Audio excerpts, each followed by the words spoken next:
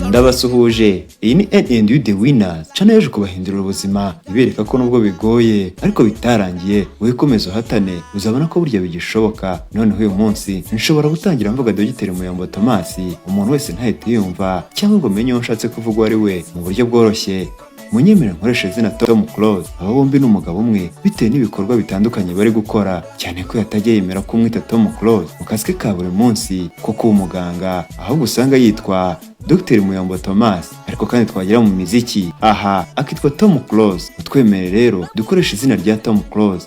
Uyu ni umuhanzi w'umunyarwanda kandi w'ikirangirire ndetse akaba n'umuganga. Uyu yavutse ku itariki ya 28 ukwezi kwa 10 mu 1984, avukira mu karere ka Masindi ho muri Uganda. Akaba umwana wa kabiri mu bana batatu ba Edward Karangwa na Faith Grace Dukuze. Mu bijyanye na kariyeri y'umuziki, Tom Close muri 2005 yashinze itsinda ry'abahanzi bane maze biyita Afrosense, ariko nyuma y'imyaka 2 gusa Tom Close nibwo yatangiye urugendo rwe rwa muzika nk'umuhanzi wigenga, icyo tuzi nka kariyeri solo. Akimara gutangira nk'umuhanzi ku giti cye, indirimbo ye ya mbere yayise Mbwira, ikaba ari nayo yamuhesheje kwamamara cyane. Yasohoye album ye ya mbere maze ayita Kuki hari mu mwaka 2008, ikurikirwa n'izindi enye arizo Sibeza, Ntibanyurwa, Komeza Utsinde na Mbabarira Ugaruke. Muri 2023 yashyize ahagaragara album ye ya 9 yise Essence, igizwe n'indirimbo 13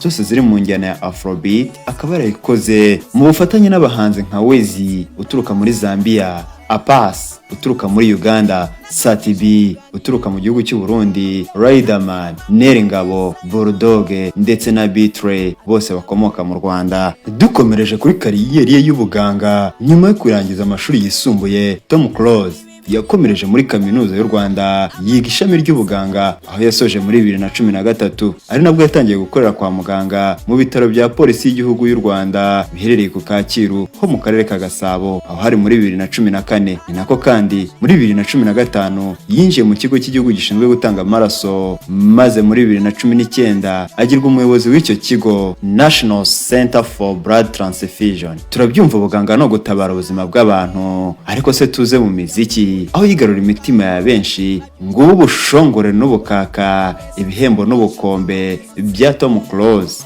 Mu mwaka 2009, 2010, 2011 yabaye umuhanzi w'umwaka wa Salax Award. Tom Close kandi yegukanye irushanwa rya Primus Guma Guma Superstar muri 2011. Yaje kandi no kwegukana igikombe cy'umuhanzi w'icyeza mu marushanwa ya Rwanda Choice Award muri 2020. Uretse umuziki n'ubuganga kandi, Tom Close ni umwanditsi w'ibitabo by'abana. Yanditse ibitabo birimo Ano Umukobwa w'Intangarugero, Nkunda u Rwanda na Suka Yanjye, byose bigamije gutanga ubutumwa bwiza ku bana. Tom Close ubwe yivugira ko nubwo afite inshingano nyinshi, umuziki ari kimwe mu bigize ubuzima bwe kandi atazawureka. Yemera ko gukorera hamwe umuziki, umuryango n'umwuga w'ubuganga bisaba gutegura cyane, kandi ko byose bishoboka igihe umuntu abishatse. Tom Close yashakanye na niyo nshuti Ange Tricia, bafitanye abana 3 aribo Ineza Era. Imfura yabo yavutse ku itariki 16 ukwezi kwa 8 2014. Ubuheta bwitwa Imena Eran, avuka ku itariki ya 25 ukwezi kwa 6 muri 2017. Umuhererezi yitwa Irebe Erana, ni umwana wa 3 wavutse ku itariki 21 ukwezi kwa 10 2019. Byongeye kandi uyu muryango ufite abana 2 biyemeje kurera nk'ababo, bityo bakaba bafite abana 5 bose muri rusange. Uyu muryango w'abana 5 ni umwe mu miryango y'intangarugero mu byamamare byo mu Rwanda. Bakaba bakunda gusangiza abakunzi babo amafoto n'ibiganiro by'urukundo n'umuryango. Hanyuma munyemere dusoreza aha, ibindi ku buzima bwe naho ubutaha. Mbibutsa ko twaganiraga ku buzima bwa Tom Close, cyangwa se nushaka umwite Muyombo Thomas Dr,